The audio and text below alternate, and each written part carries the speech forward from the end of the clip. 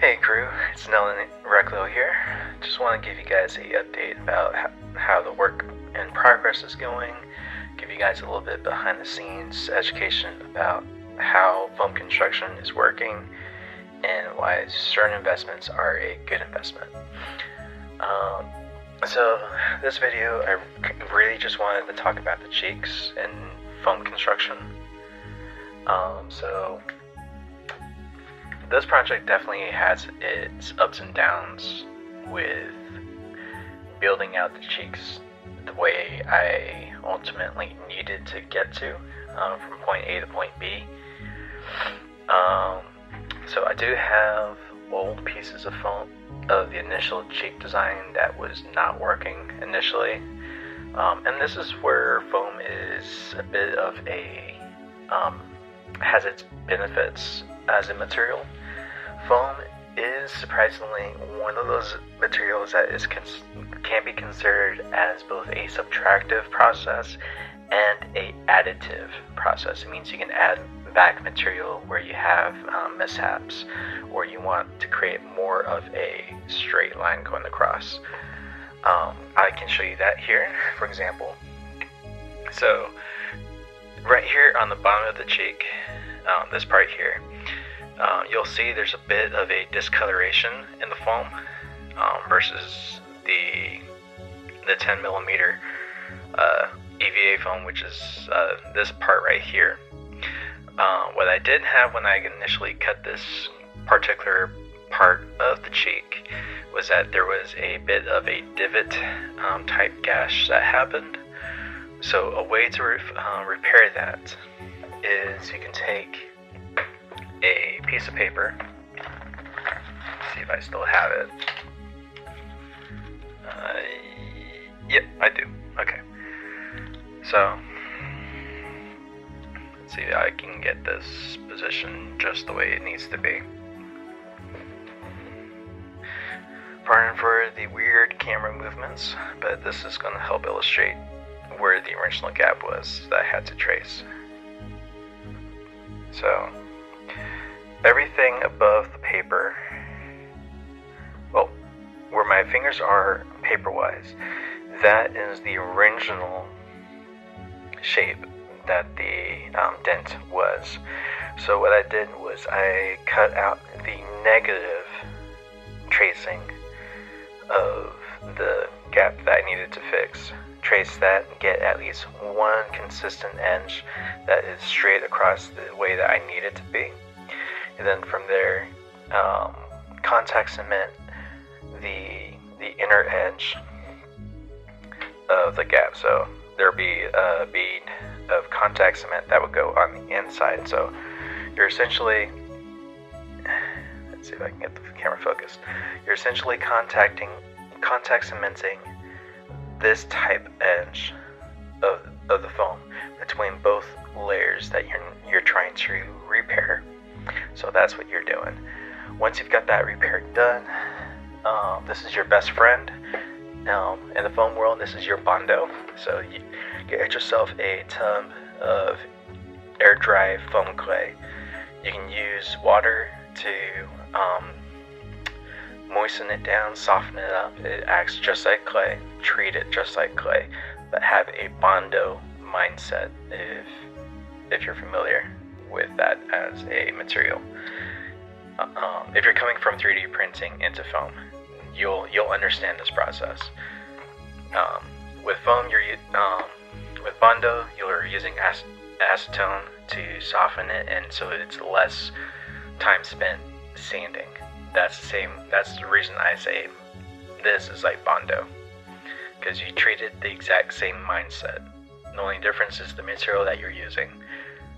So this is just a foam clay that is just like this, just in powdery form, that's been gone through some chemical processes and it allows to act like clay. So what you're doing is essentially you have this is a failed cheek. So you see how there's gaps in this part of the cheek. This is the outside on the this would be your left hand side cheek. So what you're doing with clay is that you are Let's see here. You're filling in your gaps.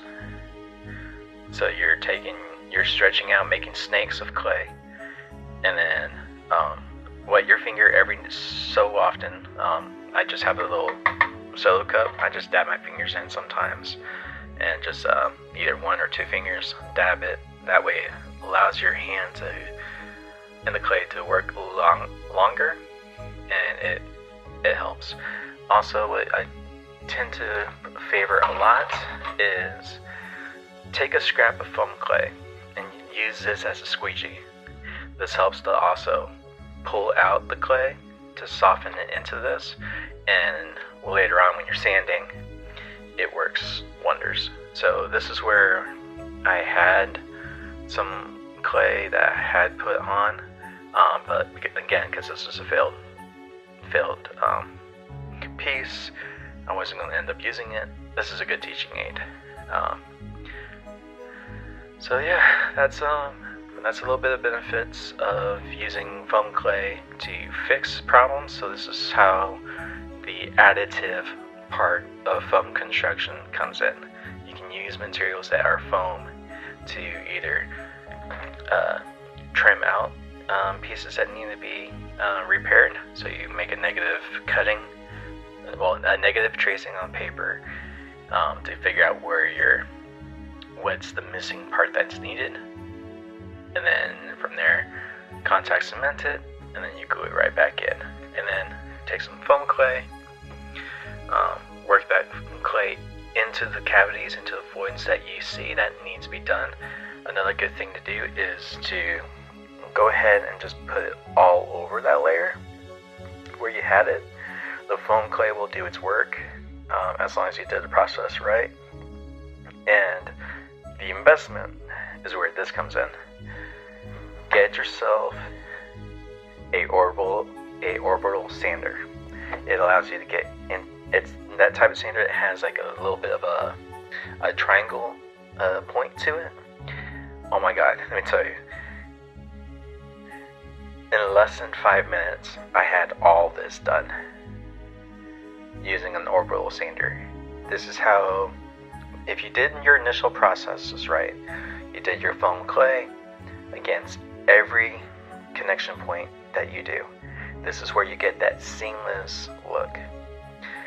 And then you work in the orbital sander bit by bit on every portion, making sure you get to the edge on both directions. So you may have to turn the object around to get it right where you need it to, and then you just ease the orbital sander into that spot, and then you just go straight across, and that's how you secure again that nice crisp edge on this cheek. So those are my tips. Later on today, I'll have a couple more videos, most likely, if I'm satisfied in my process, and you'll see that the dome, which is my next part, will be done on this bucket. So enjoy yourselves. Hope the tip helped, and a little educational lesson. That's part of my channel, is I show you guys as I work on this my failures and my successes, to show you that what you can do with a material that is cheap and effective to compete against every other Mandalorian. So enjoy yourselves, enjoy this Saturday, and I'll see you guys in a couple of other videos. Alright, take care, and this is the way. Bye now.